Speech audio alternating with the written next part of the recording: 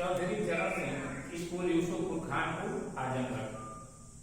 मैं अजीत सिंह यादव, हिंदी अध्यापक, कक्षा 10 के बच्चों के लिए हिंदी साहित्य का इतिहास पढ़ाने के लिए आज आया। बच्चों, हिंदी साहित्य के इतिहास को विद्वानों ने 4 भागों में बांटा है। साहित्य समाज का दर्पण होता है। किसी विषय के साहित्य को जानने से तत्काल की सामाजिक, आर्थिक, राजनीतिक सारी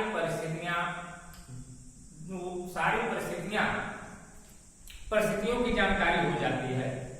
विद्वानों ने हिंदी साहित्य के इतिहास को 4 भागों में बांटा है। नंबर 1 वीर गाथा काल, नंबर 2 भक्ति काल, नंबर 3 रीति काल, नंबर 4 आधुनिक काल। जहां तक समय का प्रश्न है तो वीर गाथा काल को 800 विक्रमी संवत से 1400 विक्रमी संवत तक, यानी 743 ईस्वी से लेकर 1343 ईस्वी तक। भक्ति काल को 1400 विक्रमी संवत से 1700 विक्रमी संवत तक। रीति काल को 1700 विक्रमी संवत से 1900 विक्रमी संवत तक। आधुनिक काल को 1900 विक्रमी संवत से आज तक। अब बारी आती है वीर गाथा काल की। जैसा कि नाम से दृष्टिगोचर होता है कि वीर गाथा काल अर्थात उस समय हमारे देश में छोटे छोटे राजा राज करते थे, जो आपस में ईर्ष्यावश या अपने राज्य की सीमा बढ़ाने के लिए एक दूसरे से हमेशा लड़ाई और झगड़ा किया करते थे। या राजा लोग किसी के घर सुंदर कन्या सुन लेते थे, आपको जानकारी हो जाती थी, तो उसको प्राप्त करने के लिए तुरंत चढ़ाई कर देते थे। जैसा कि उदाहरण के रूप में प्रस्तुत है, जे घर बेटी कुंवारी देखी, कहीं घर जाए घरो हथिया, बात बात में बदबड़ हुई गए, और बातन में बाड़ी राण, दोनों दल में हल्ला हो गए, छत्री खींच गई तलवार। अर्थात वीर गाथा काल में केवल मारो और काटो का समय था। जनता क्या कर रही है, उसके ऊपर क्या बीत रही है, इससे तत्कालीन समाज में राजा से कोई मतलब नहीं था। सर्वत्र त्राहिमाम मची हुई थी। वीर गाथा काल में आश्रयदाता चारण या भाट हुआ करते थे, जो राजाओं की प्रशंसा के गीत गाया करते थे। इससे राजा प्रसन्न होकर के उनको उचित पारितोषिक और खाने की व्यवस्था करते थे।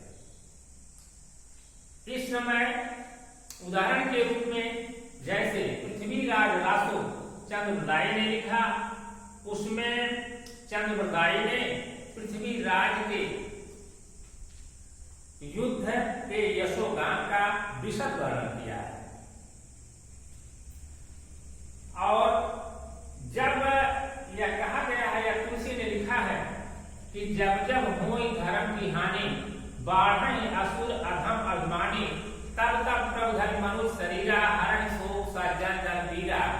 इसके बाद समयानुसार भक्ति काल का पदार्पण होता है।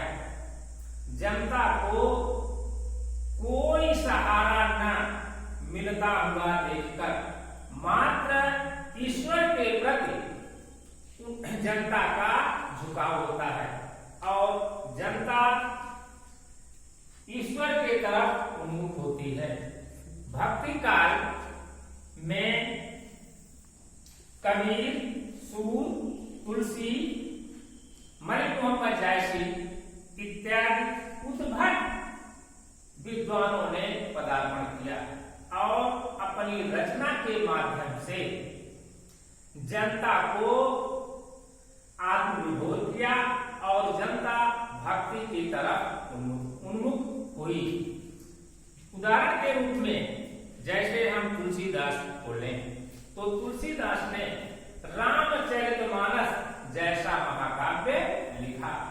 लोग भक्ति से प्रेरित होकर के रामचरितमानस एक भक्ति काव्य अगर कहा जाए जिसमें कोई अतिशयोक्ति नहीं होगी।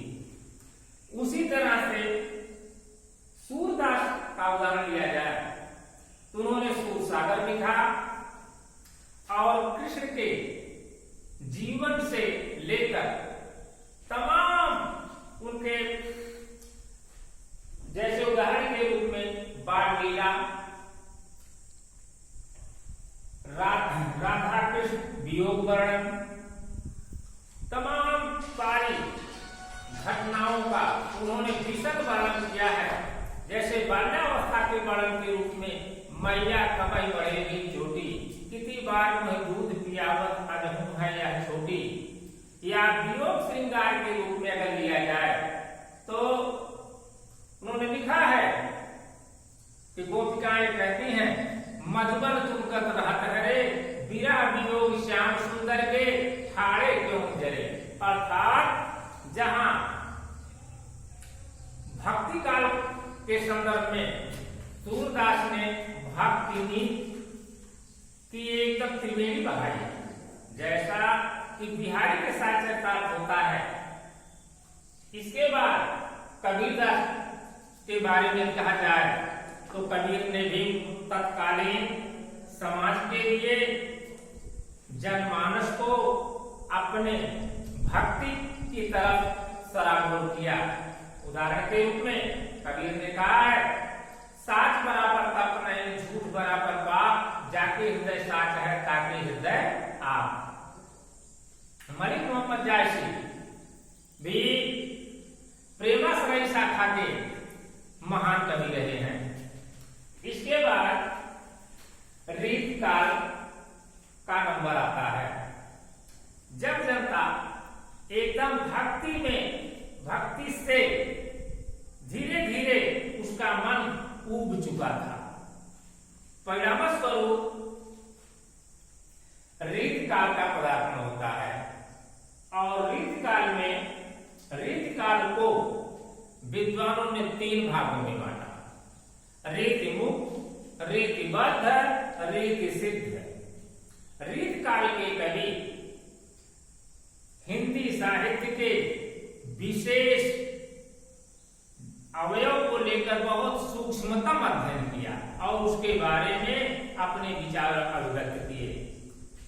रीतिकाल हिंदी साहित्य का ऐसा समय रहा जहां पर एक तरह से कहा जाए जैसे केशव दास की रामचंद्रिका को लेकर देखा जा सकता है कि उन्होंने अलंकार, समास, दोहा, छंद का सारा उल्लेख बड़ा डिटेल में किया है। अर्थात विद्वत्ता की चरम प्रकाष्ठा रीतिकाल में दृष्टिगोचर होती है। इसके बाद बारी आती है आधुनिक काल की। आधुनिक काल में सही माने में यह देखा जाए तो आधुनिक काल में या आधुनिक काल को एक तरह से कह दिया जाए कि मुक्तक काल, या इस आधुनिक काल से पहले जो हिंदी का स्वरूप था वह किसी न किसी भाषा से प्रभावित था, क्षेत्रीय भाषा से। जैसे सूरदास ने ब्रज भाषा को अपनाया, तुलसीदास ने अवधी भाषा को अपनाया, कबीरदास ने सदुकड़ी भाषा को अपनाया। इस तरह से किसी न किसी क्षेत्रीय भाषा को उस समय के साहित्यकारों ने, कवियों ने अपनाया। लेकिन आधुनिक काल में सही माने में यह कह सकते हैं कि आधुनिक काल को गद्य काल भी कहा जा सकता है। आधुनिक काल में जो भी रचना हुई वह शुद्ध संस्कृत निष्ठ और परिमार्जित रचना हुई। जैसे हिंदी साहित्य का खड़ी बोली का प्रथम महाकाव्य में अयोध्या सिंह कदम्बक तीरे धीरे धीरे मुरली बजाओ।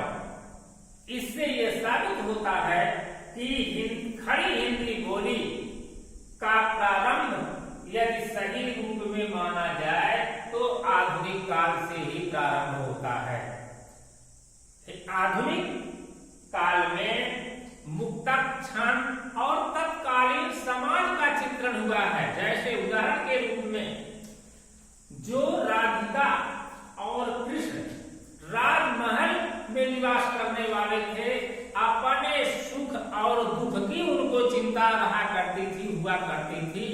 वही आधुनिक काल में अयोध्या सिंह उपाध्याय हरियोध ने दिखाया है कि पवन दूतिका नामक शीर्षक के माध्यम से कि राधिका कहती हैं कि तू मान ले बात इतनी और मेरे प्रीतम श्री कृष्ण के पास चली जा, लेकिन मार्ग में हो कोई विक्लांत ललना तो उसकी क्लांतियों को मिटाना। अर्थात आधुनिक काल में कवियों के अंदर तत्कालीन समाज के प्रति समर्पण की भावना थी। इस तरह आधुनिक काल में हिंदी साहित्य का जितना विशद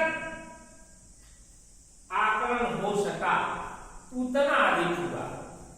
इसमें आधुनिक काल में हिंदी गद्य के रूप में परिमार्जित हुई। उसमें कामा, दोहा, सोठा, चौपाई, छंद, अल्प विराम, पूर्ण विराम, सारे विरामों का प्रयोग हुआ। अर्थात भाषा व्याकरण से आबद्ध होकर आगे बढ़ने लगी।